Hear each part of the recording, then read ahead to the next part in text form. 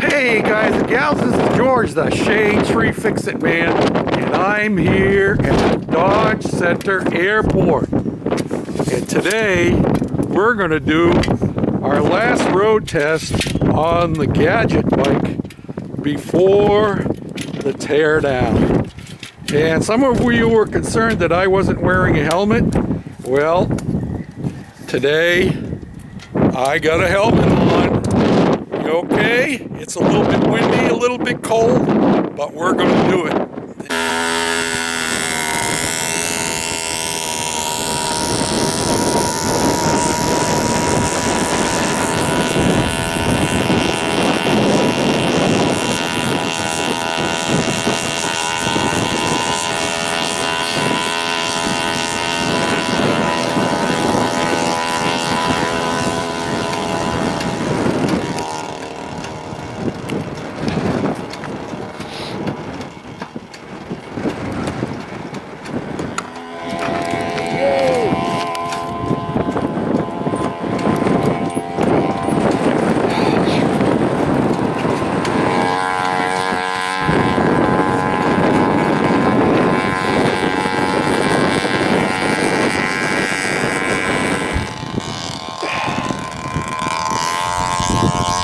Well, he's gone beyond the fence. You can't see him right now, folks, but here he comes back.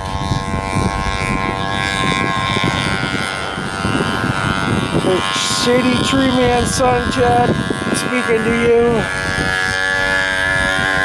The wind is just howling.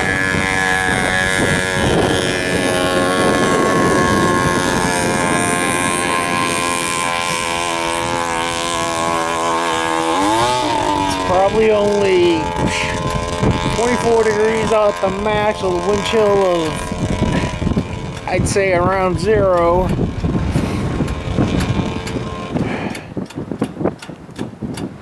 And not sure what happened. Chain popped. Sounded like all of a sudden he was out of tension, so I don't know, we'll find out. Hey guys and gals, it's me, George. You've just seen the clips that my son took of me riding the Gadget bike today out at the airport. I'm going to call it a catastrophic fail. Not only did the chain come off, I didn't break, it was the lower chain. The top chain is still fine. The lower chain actually got thrown off. I'm thinking that it got thrown off by the idler, the regular bicycle idler that I was using. It can't stand the gaff of running as fast as it does constantly, which they were never intended to do. And also, when I got done, well, you noticed no doubt while I was riding it that I never got going very fast. It actually started accelerating a little bit just before the chain popped off. My guess is that I didn't do more than probably 10 miles an hour. If that, I had all I could do to just keep it balanced while I was riding it. So with that clutch slipping as bad as it was, and it was blue and purple when I got done, obviously slipping the whole time, it's just not hacking it. So I've come to an executive decision, and as long as I'm building a bike that's not going to be street legal anyway, I think I'm going to sort of turn around the clock and go back almost to square one, not completely, because I can still use a lot of the components that I have on it, but I'm going to take off the motor mounts that are on it, take that motor off, and we're going to go and put a 5 horsepower motor on it. Yep, a 5 horsepower 4-cycle engine. I have 2 of them in stock. One of them is smaller than the other, and I think when we started this project, I offered that as one of my options. So that's what I think I'm going to do. The weather is turning cold here again. You could see the weather was not nice when we were out at the airport today. Like my son said, with a wind chill factor, it was around 0.